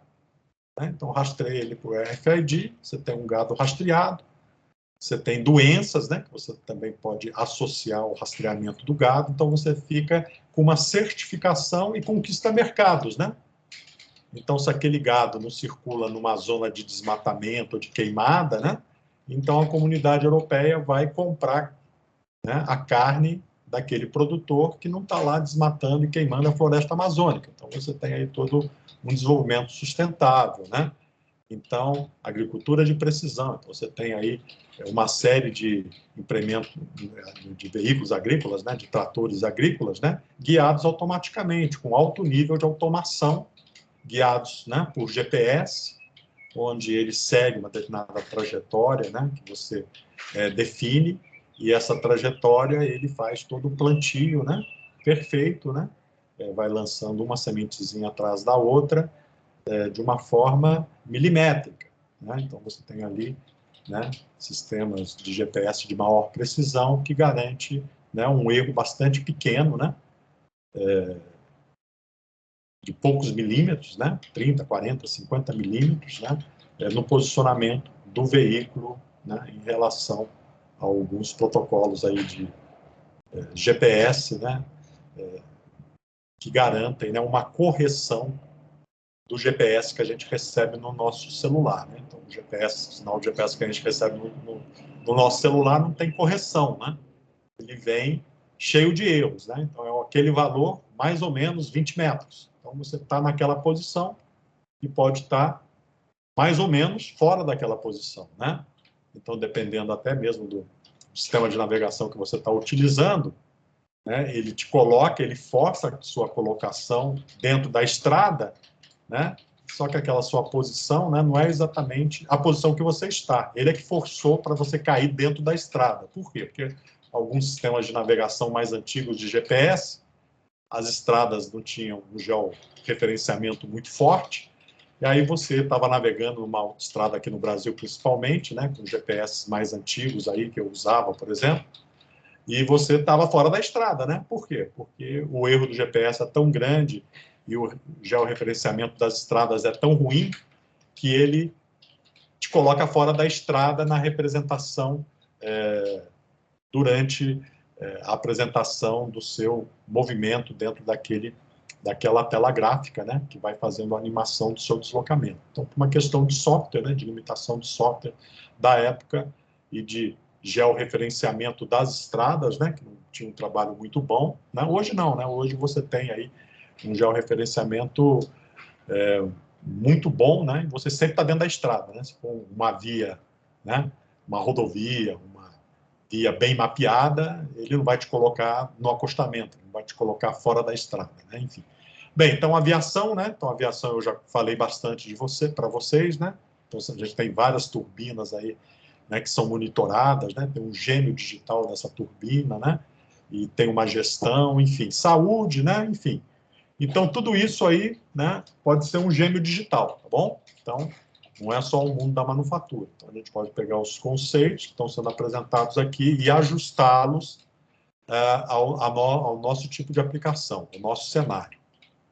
Bem, então aqui tem de georreferenciamento, energia solar, né, transporte, enfim, então tem vários tipos de aplicações, né, de modelos de cidade, né. Há muito tempo atrás eu visitei o MIT, acho que foi em 2005, 2002, não, acho que foi 2002 ou 2003, enfim, faz um bom tempo atrás, 2002 ou 2003. E eu visitei um laboratório, né, que era justamente de Smart City. Então, o que eles faziam, né?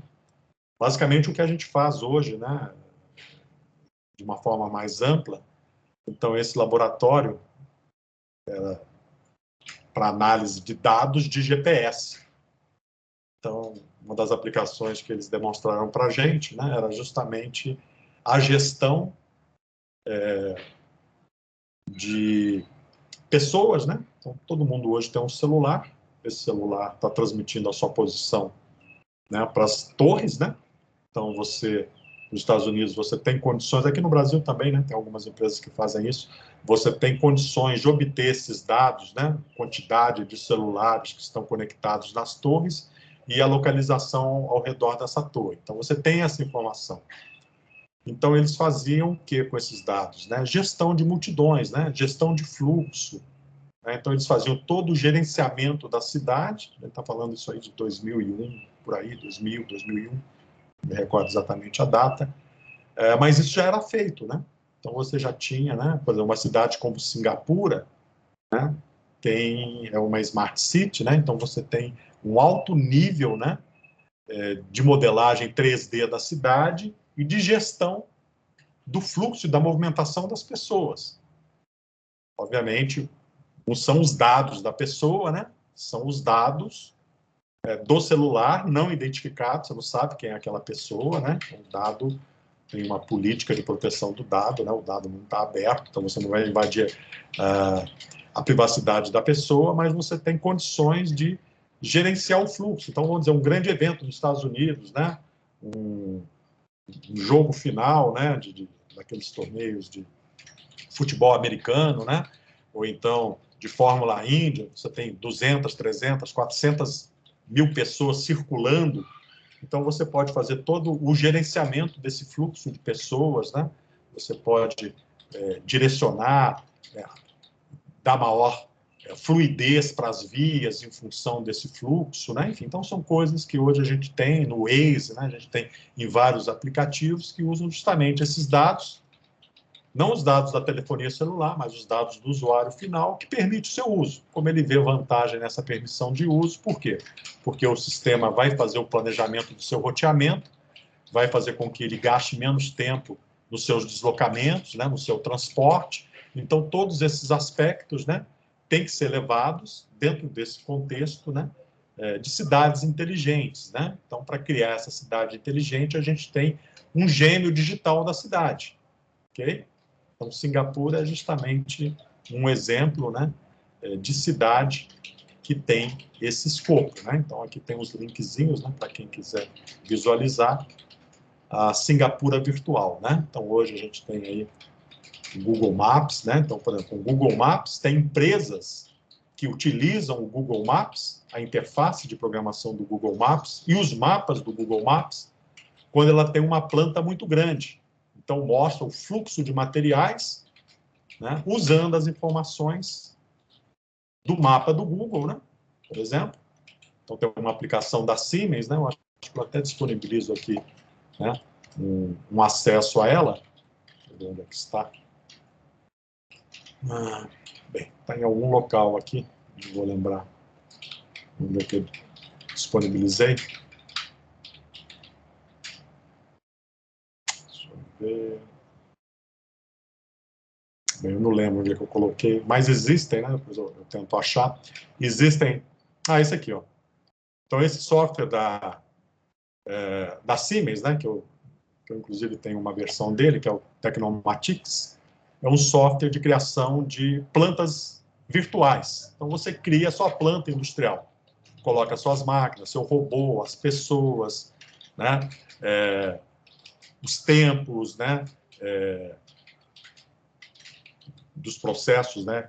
Que vão passar em cada uma das máquinas. Coloca questões de quebra de máquina, modelos de probabilidade de quebra de máquina, tempo de restabelecimento das máquinas. Então, você cria realmente um mundo, né, da planta totalmente digital, né? Então, você está lá no ciclo de vida do produto, né, associado à produção, e você tem uma planta digital. Aí, o que a Siemens fez? Criou esse Into Insight. Vamos abrir ele aqui só para mostrar esse Digital Twin para vocês. Então, este cara aqui nada mais é do que usar a interface do Google Earth, né, do Google Terra, lá daquele software da Google, né, para você interagir, ok, dentro da empresa, né, que tem uma planta grande, né, que tem deslocamento, né, enfim. Então, você pode criar, ou então uma planta que você quer criar com realismo tal, né, e usar os modelos do Google, né. Então, eles criaram esse aplicativo, né, Insight, né, que faz parte desse portfólio do produto Tecnomatics. A versão que eu tenho do Tecnomatics é antiga, ela não tem esse sujeito aqui, mas com esse cara, né, com esse módulo, a gente cria um mundo virtual, como se nós estivéssemos navegando, né, com um aplicativo, né, da Google. Ou seja, você vai ter condições de ter toda a simulação do sistema, ok? Comportamento das pessoas, né? Das máquinas, dos equipamentos, o fluxo de materiais, enfim. Então, tudo isso vai estar disponível, né, como um produto, né, dentro da visão de Digital Twin, para uma determinada fase do ciclo de vida do produto, ok? Bem, então, todos esses aspectos, né, fazem parte da construção da nossa fábrica inteligente, né, utilizando esse conceito de Digital Twin. Bem, então, a definição aqui do Digital Twin para manufatura, né, então, é uma réplica digital dos recursos de manufatura. Então, a gente viu ali a representação de pessoas, equipamentos, materiais, processos, facilities, né, ou seja, todo o chão de fábrica, todo o sistema de movimentação de materiais, ambientes e produtos que podem ser usados, né, para os vários propósitos de manufatura. Bem, na manufatura, então, é um modelo digital de um elemento físico particular. Então, aqui, esse elemento físico particular, a indústria 4.0, né, chamou esse cara aqui, né, daquele componente 4.0, né? Lembra que a gente viu lá no modelo RAM 4.0 que cada um dos ativos, né, sistema, subsistema, até o componente, se ele tiver um sensor publicando dados, né, aquele cara é um componente da indústria 4.0. Então, nós identificamos ele, né, podemos utilizar aquela linguagem, né, aquele framework que foi criado para a representação das informações para todo o ciclo de vida do produto, com aquela linguagem que eu mostrei para vocês anteriormente, né? E você tem ali o elemento físico específico, né, particular, que virou um elemento de indústria 4.0. Né? Então, aqui dentro do conceito do Digital Twin, então, esse modelo digital de um elemento físico particular, um processo, com conexão de dados, que habilita a convergência entre o estado virtual e físico, né, numa taxa apropriada de sincronização. Então, eu vou ter um delay, né, um atraso do que ocorre no mundo físico e do que é representado no mundo virtual. Então, dependendo deste atraso, pode ser, né, um atraso tolerado até de 1 segundo, dependendo do tempo real que eu necessito dentro do contexto da minha pirâmide de automação. Então, se eu estou dentro da máquina, né, no nível da instrumentação, do nível do controlador da máquina, o meu tempo real ali é de milissegundos. Então, os estados, né, que vai representar o movimento da máquina virtual e o movimento da máquina física, da fase do estado real da máquina, né, da máquina real, vai ter um atraso de 1 segundo. Então, a máquina lá do João, né, ela está movimentando e o que ele vai visualizar do digital twin dele, né, em termos de movimentação, não está devidamente sincronizado. Né? Por quê? Porque a taxa de sincronização, em função dos protocolos escolhidos, né, do canal de comunicação escolhido, faz com que tenha um delay. Né? Então, esse atraso faz com que a informação chegue com 1 segundo de atraso. Ah, mas 1 segundo de atraso não é tolerável, eu tenho que ter em milissegundos. Né? Então, em milissegundos, provavelmente eu não vou conseguir fazer isso na nuvem. Eu tenho que fazer dentro de uma aplicação interna na minha empresa, dentro de um edge. Né? Não posso fazer uma computação na nuvem e tem que ser uma computação de borda. Né? Quer dizer, o que o 5G promete? Né? O 5G promete justamente, né, uma largura de banda em relação ao 4G de 100 vezes maior. Então, a gente vai trabalhar no gigabyte, né, como uma rede Ethernet aqui local que a gente tenha. Né? Então, a gente vai ter lá um roteador cabeado, né, que trabalha lá com X bits por segundo. Então, o 5G vai ter justamente isso. Então, vai ser uma rede que vai permitir uma antena, né, de 5G aí, homologada pela ANEEL, né? Pode ter também o uso de 5G privado. Né? Aí você tem que pedir uma liberação para a ANEEL, para ela disponibilizar uma licença para você usar na sua planta, né, sem interferir com o sinal das operadoras de telefonia. Então, você precisa de uma licença especial, vai ter que comprar a infraestrutura, vai criar a sua borda, né? A sua computação em borda, a sua computação edge, né? Dentro da sua empresa, e vai usar o 5G. Então, o 5G vai te dar muita largura de banda, vai dar a possibilidade de ter uma conexão muito maior de pontos, né, conectados simultaneamente, e vai ter menos delay, né? Vai ter menos atraso. Então, esses aspectos do 5G, dependendo do tipo de dado que a gente vai trafegar, ele pode ser uma solução, né, em relação ao 4G, que tem uma série de deficiências, né, se eu tiver que usar uma rede 4G para comunicar com os meus processos. Né? Obviamente, para fazer isso, eu vou expor a minha empresa, as minhas instalações, né, a minha tecnologia de operação, ao mundo TCP/IP, ao mundo internet. Então, eu vou ficar vulnerável a ataque. Então, para fazer isso, eu tenho que ter, né, equipamentos modernos, usando protocolos de comunicação modernos, que tenham possibilidade, né, de criptografia de dados e que tenha possibilidade, né, de criar, né, canais seguros para transmissão de informação. Né? Então, poderia usar, por exemplo, como protocolo para fazer isso, né, a nossa solução baseada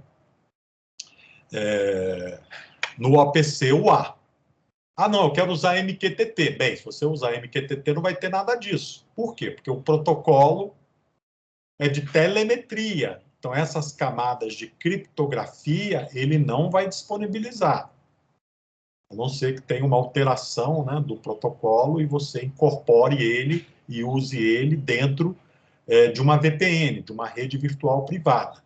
Então, você vai ter que criar outros mecanismos, outras camadas de proteção daquele dado.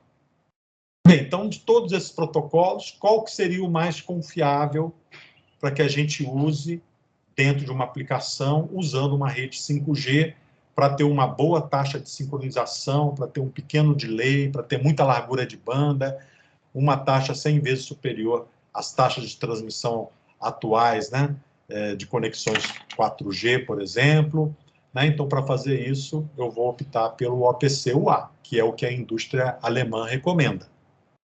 Então, a gente está fazendo aqui a aplicação com MQTT, mas elas são comprometidas, tá? São aplicações que podem ter problemas, né? Porque eu não estou usando a criptografia, eu não estou usando a segurança que eu poderia usar. Então, aquele dado que você vai trafegar, ele pode ser obtido, né?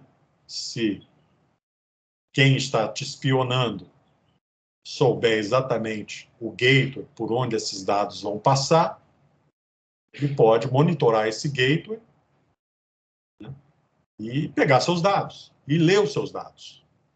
Eles não estão criptografados, porque você escolheu um protocolo que não foi feito para esse tipo de aplicação. Então, foi feito para publicar dados de sensores isolados, né, que precisam publicar isso na nuvem, mas não dentro de um sistema de automação fabril, de manufatura, que requer segurança, uma aplicação, né, que tem questões de segurança, tem questões de proteção intelectual, industrial. Então, todos esses aspectos têm que ser levados em conta na hora de definição desses componentes que vão fazer parte do nosso Digital Twin, né? Então, aqui tem vários sistemas, né, Digital Twin aqui que ele coloca aqui na Coreia, né? Enfim, então vamos explorar alguns deles aqui. Bem, então aqui tem, né, uma interface homem-máquina, né? Checando dados de processo e dados de qualidade. Então, essa é a visão, é como se fosse um sinótipo, né, de um processo químico, petroquímico, né, semelhante a algum interface homem-máquina de um supervisório, né, que nós trabalhamos, por exemplo, na disciplina que eu ministrei no semestre passado de automação de processo. Então, aqui ele tem, né, dados em tempo real, aquisição, extração e alarme de 300 sensores. Redução do tempo na detecção de causas de falhas e resposta imediata a anomalias.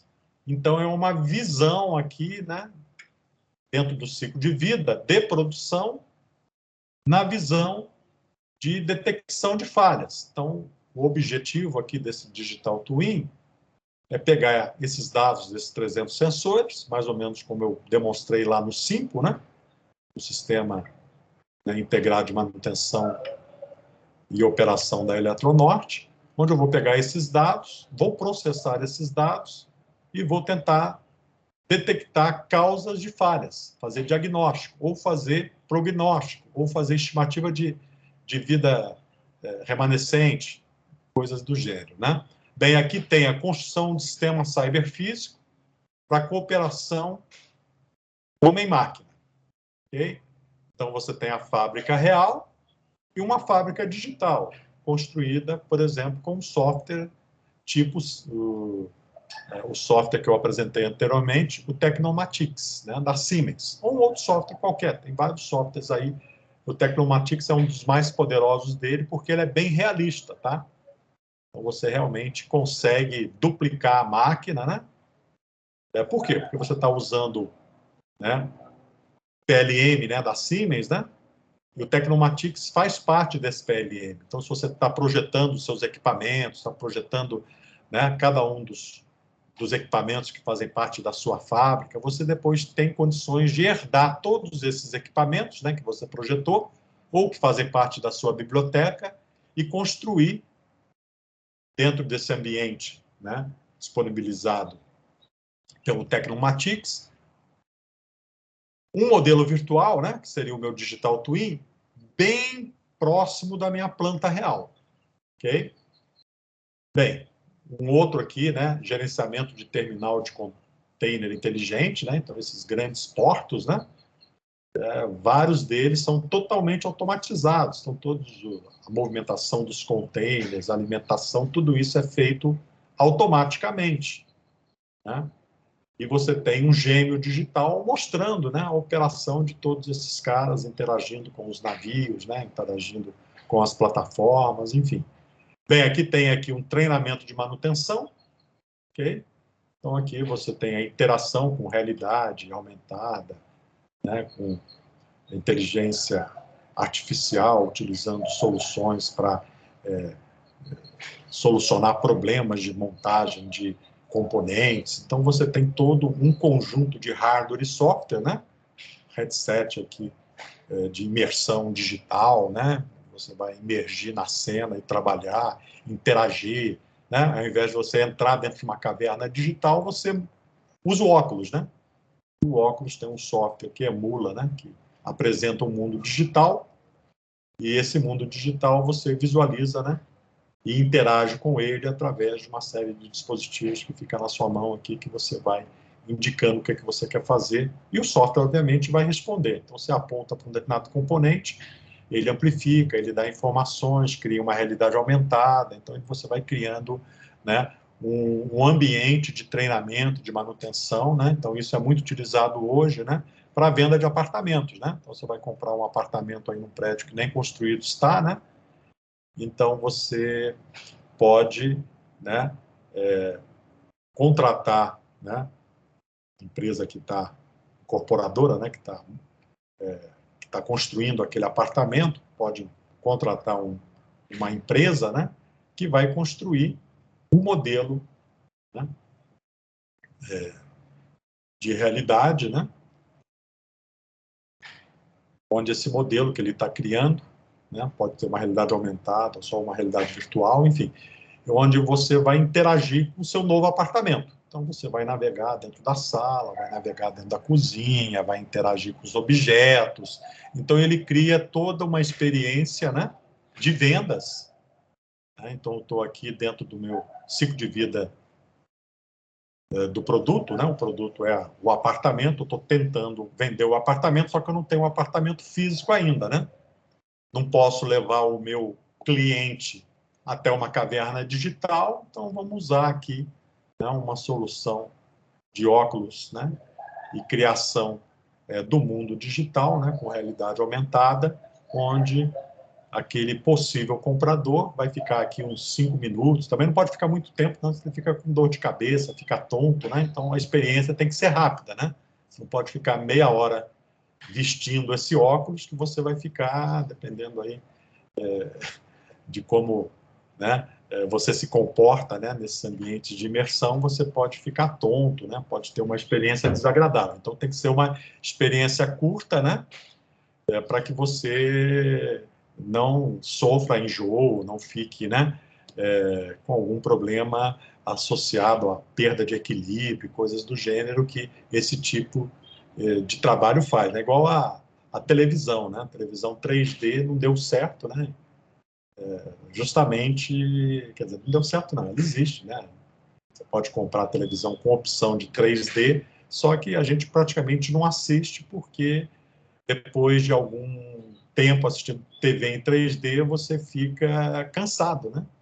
Então, o óculos, a tecnologia do óculos em 3D não é uma boa tecnologia para ficar assistindo, né, 20 horas de série em 3D. Você não aguenta, né? Você assistiu a primeira hora e já vai tirar o óculos porque você vai ficar com fadiga, né? Vai ficar cansado, vai ficar com mal-estar.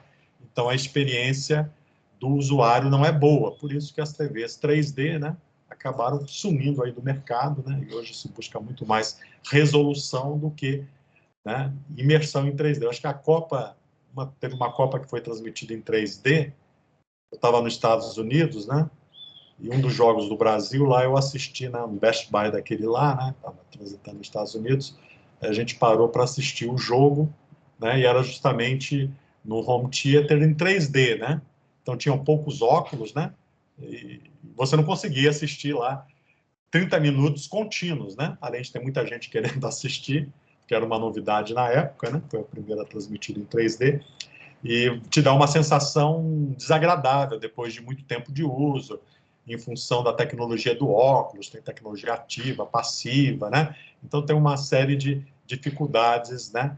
Por isso que não deu muito certo, né? Mas para interações rápidas, né? Isso aí é uma boa solução, né? De treinamento, de ter contato com um objeto virtual que está muito próximo, né, do objeto real, né? Enfim, então tudo isso é importante. Bem, então aqui tem alguns outros exemplos aqui, né, do terminal aqui de Dubai, né, terminal 3 aqui de Dubai, né, um gêmeo digital de todo o terminal e a gestão desse terminal. Então, tudo isso a gente pode caracterizar como digital twin, ok? Bem, então, esse conceito de digital twin, né, que a gente vai acompanhar aqui durante as próximas aulas da disciplina, né, é um modo de se implementar os sistemas cyberfísicos. Vou fazer um sistema cyberfísico. E esse sistema cyberfísico, né, vai ser aderente a uma norma de digital twin. Então, vou usar a norma da ISO para implementar o meu sistema digital, meu sistema cyberfísico, para uma determinada fase do ciclo de vida de produto. Ok? Então, aquele negócio, né? Então, a gente vai ter aqui, né, o uso do digital twin para desenvolver novos negócios, né? Então, novamente, o modelo RAM 4.0 foi muito feliz porque a última camada que ele coloca é justamente o negócio. Qual vai ser o novo negócio que você vai ofertar dentro de sistema serviço-produto que você vai explorar, né, dentro de um negócio inteligente que ele está chamando. Então, você vai fazer uma operação inteligente e essa operação inteligente vai ter uma série de serviços com várias dimensões e esse serviço vai trazer valor para a empresa. Então, aquele modelo de inovação do ovo frito, né? Então, tudo tem essa correlação, tem essa conexão, né? Quando a gente fala do digital twin, né? Bem, então o digital twin aqui, ele começou a ser prospectado na ISO, né? Começou a ter o desenvolvimento em 2017, ok? Então, o projeto foi aprovado aqui em 2018 para ele ser concebido. Então, a norma foi publicada final de 2020. Então, depois eu vou disponibilizar um draft da norma para vocês, porque eu não comprei a norma, né? Eu posso comprar a norma e ficar divulgando ela, porque ela tem propriedade intelectual da ISO, né? Então, esta proposta, né, de framework de digital twin para manufatura, né, ela ficou em gestação, em desenvolvimento, até gerar um draft, né, um modelo que todo mundo concorda, né? Então, como é que funciona a ISO? Né? Então, a ISO ela é composta por grupos de trabalho, tá? Então, ela tem um determinado comitê, né, que é esse grupo de trabalho, né, numerado aí com 8.4, que trata de coisas da indústria de manufatura, modelos de referência, automação, STEP NC, então tudo que tem a ver com o mundo da manufatura fica a cargo de um determinado comitê da ISO, comitê de trabalho, tá? Eu já participei de uma dessas reuniões deles, né? E ali você tem representante da indústria, você tem representante, né, desenvolvedores de software, fabricantes de máquina, você tem os institutos de padronização, o NIST, tem os institutos de padronização japonês, europeu, então você tem representantes, né, que têm interesse na construção daquela norma. Nem sempre todo mundo tem, tá? Às vezes o grupo participa pessoas dos Estados Unidos, ou outro só participa pessoas da França. Então, aí eles discutem aquele trabalho, propõem a norma, e depois essa norma é aprovada, né, dentro de uma instância maior da ISO e vira uma norma ISO, né? Mas o grupo de trabalho foi um grupo local, francês, ou foi um grupo internacional.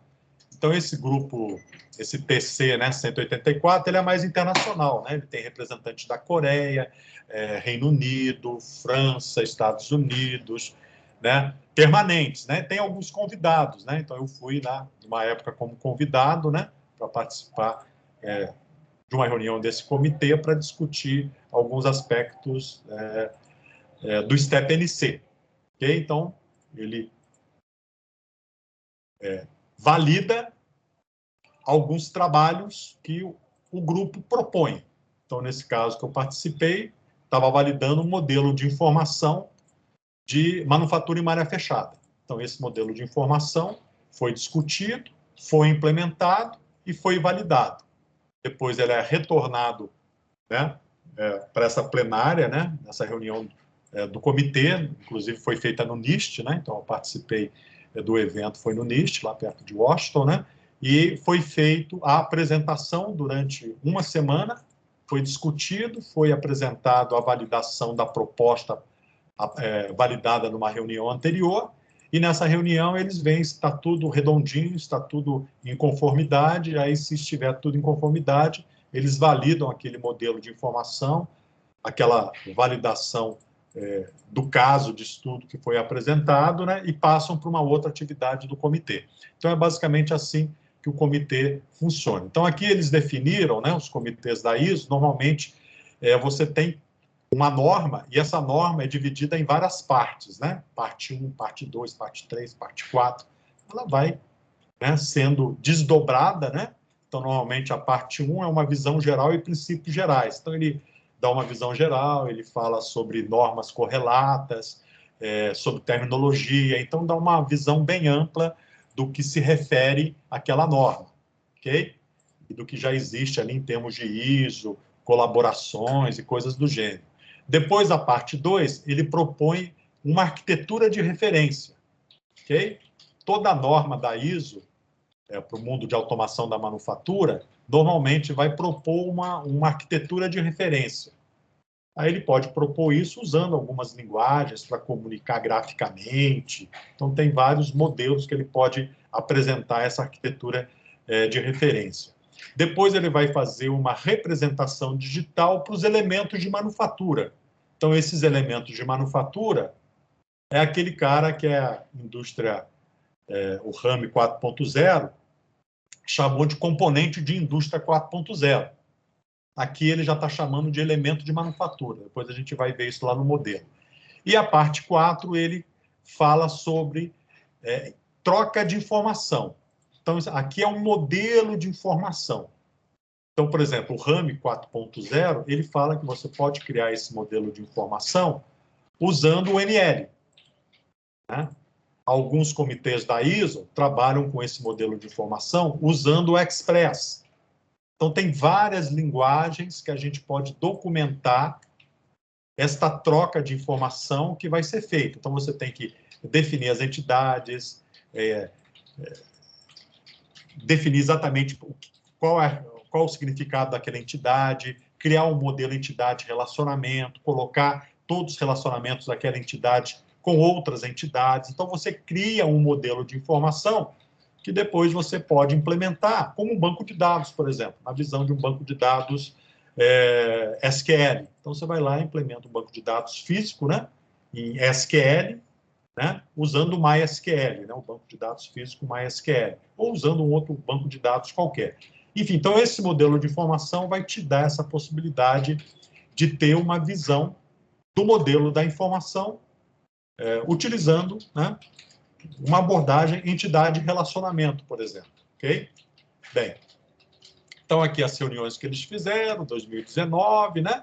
Enfim, e em 2020, finalzinho de 2020, acho que novembro ou dezembro de 2020, a norma foi lançada, ok? Bem, então, esta norma é o que eu vou apresentar mais à frente para vocês. Bem, então, só para eu finalizar, já são 5h55, só para falar aqui o que cada parte faz, tá? Então, a parte 1, né, ela fornece um overview da manufatura Digital Twin, ou Digital Twin de manufatura, e descreve os princípios gerais, dando um guia para o desenvolvimento do framework de manufatura de Digital Twin. A arquitetura de referência, ela vai fornecer uma arquitetura de referência, né, metas e objetivos, modelo de referência, arquitetura, visões da arquitetura de referência. Então, ele vai descrever as camadas, ele vai descrever se tem 3 camadas, 4 camadas, 5 camadas. Então, é a arquitetura de como seria um sistema do tipo Digital Twin. Se eu fosse implementar, esta arquitetura teria essa e essa camada. Mais ou menos como o modelo RAM 4.0 descreve na dimensão do eixo vertical. Bem, a representação do Digital Twin em termos de elementos de manufatura. Então, eu vou identificar os elementos de manufatura que o framework de manufatura digital Twin trata, né? Então, aqui a gente vai ver todos esses elementos. Então, uma máquina de comando numérico, um CLP, um robô. Então, esses caras, né, um motor, um acionamento, um driver, um CNC, um PLC, todos esses caras são elementos de manufatura. Então, a gente vai ver depois como ele trata esses caras. E a troca de informação. Então, vai identificar as tecnologias como protocolos de rede, né, interface de protocolo de aplicação, linguagem de descrição, sincronização de informação, troca e gerenciamento de representação digital, né, do digital da manufatura gêmea. Enfim, então aqui este modelo de informação, ele vai descrever de tal forma que eu tenho um modelo de informação e consiga implementar este software, né, baseado neste modelo. Então, ele vai especificar quais são os protocolos de rede que eu vou utilizar, qual o protocolo de comunicação que eu vou utilizar na minha máquina de comando numérico. Ah, você tem que usar MT-Connect, você tem que usar OPC-UA, você tem que usar MQTT. Então, ele vai especificar, né, como todos esses elementos que fazem parte, né, do meu framework vão trocar informações entre si, ok? Bem, então a gente vai dar continuidade na próxima aula, tá? E vamos ver essa norma. Então, aqui já tem o framework, né, apresentado aqui, as fronteiras dele, né? Começando aqui com o usuário, né, lá no nível mais alto, na camada mais alta, e aqui a manufatura física. Esse outro aqui é a coleta de dados e controle de dispositivos. E aqui a gente tem a plataforma Digital Twin. Então, tem a operação e gerenciamento, essa é a função, a visão e o negócio. Essa outra aqui é aplicação e serviço, essa aqui é acesso remoto, né? E intercâmbio de dados ou troca de dados, seja lá o que for que a gente vai fazer. Então, essa proposta tem essas 4 camadas, né? Que ele mistura várias coisas, né? Tem o usuário, que é o usuário final. E aqui tem o ativo físico. Tem os dados e tem um mundo que é o Digital Twin. Esse aqui é o gêmeo digital. O gêmeo digital, e esse gêmeo digital vai se comunicar com o usuário de alguma forma, ou seja, vai ter uma interface gráfica, que é essa interface que vocês estão criando, aí que o João está criando, por exemplo, né, um dashboard, né, uma interface do modelo 3D e um WebGL. Então, você vai ter ali o usuário, né, com o seu computador, com o seu tablet, com o seu celular, e esse usuário vai acessar o mundo digital, né, usando uma série de protocolos. Então, aqui é a visão do usuário final e aqui do ativo físico. Então, como chegar os dados do ativo físico, né, que vão ser processados pelo gêmeo digital, que vai interagir com o usuário e que pode voltar para a manufatura física. Então, isso aqui é a visão. Então, é bidirecional, né? É um fluxo de dados que sobe e que desce. Então, o usuário pode mudar coisas do mundo físico, pode mudar coisas do mundo digital. Ok? Bem, então, dependendo dos dados que estão sendo coletados, né? Das ações de controle que eu estou fazendo, né? Atuação, né? Instrumentação. Então, aqui tem dados de sensores e tem atuadores. Então, são os meus devices aqui. Ok? Bem, então, na próxima aula, a gente continua aí essa apresentação. Então, aqui já é o modelo, tá? Já é a norma que vai ser descrita, ok? E aqui a arquitetura de referência, com a terminologia que foi criada, os elementos de manufatura, né? Que a gente chama lá de componentes de indústria 4.0.